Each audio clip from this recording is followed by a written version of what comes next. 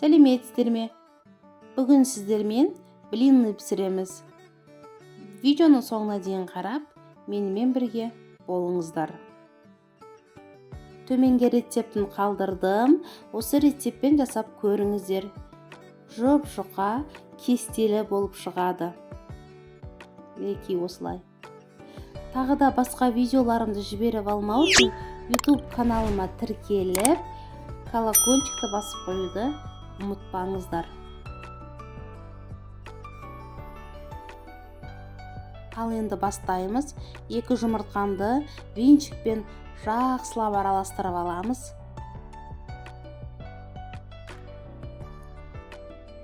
Енді тұзын қосамын. Тұзын жарты шай қасық. Жақсылап араластырып отырамыз. Енді қантын қосамын. Қантын 3 ас қасық қостым. Енді ол өз қалауларыңыз бойынша. Негізі қантты көп салып жіберуге де болмайды. Блинчиктарыңыз табаға жабысып, күйіп, жөнді болмай қалады.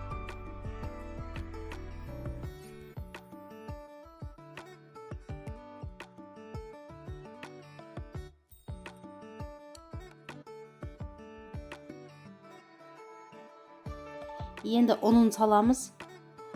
Ұнын салғанда венчикпен жақсылап араластырыңыздар. Арасында комочек не түйіршіктер болып қалмауы керек. Мінекей араластырдық. Енді сүтін құямыз.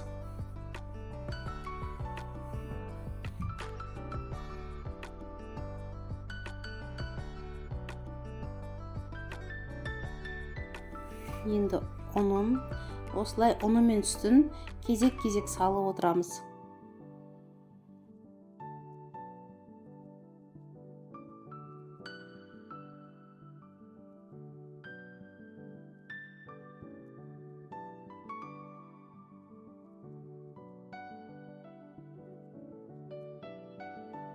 Қалған ұнын салып жібереміз.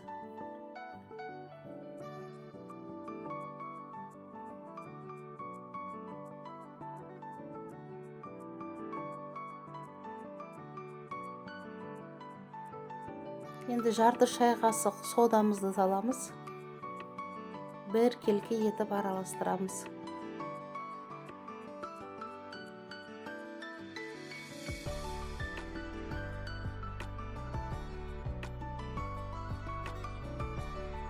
Бір стакан кипятогымызды барлығын құйып жібереміз.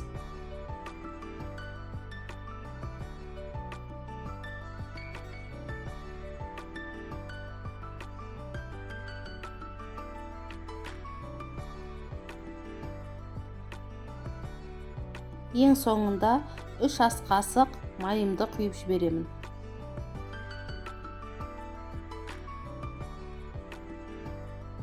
Табамның астындағы отын қатты қойдым. Блинныларды тез-тез пісіріп алуымыз керек. 2-3 таба болса, 2-3 табаға тез-тез пісіріп алған жөн. Міне бетінде осындай тесіктер пайда болады. Шпажкамен тексеріп көріп жатырмын. Міне екінші жағын аударамыз. Міне қараңыздар, күшті болып шыққан, тесік-тесік болып, кестелі болып. Міне силикон лопаткамызбен піскен блинларымызды бөлек бір ыдысқа салып аламыз. Барлығын осылай пісіреміз. Табаға құйған кезде табаны тез айналдырып, шетіне, жан-жағына бірдей бару керек, бір тегіс болып. Әйтпесе бір орында тұрып қалса, сол жері қалың болып, жұп-жұқа болып, әдемі болып шықпайды. Міне шпажкамен көрген өзіме ыңғайлы, асты жабыспаған, екінші жағын аударамын. Міне осылай пісіріп аламыз.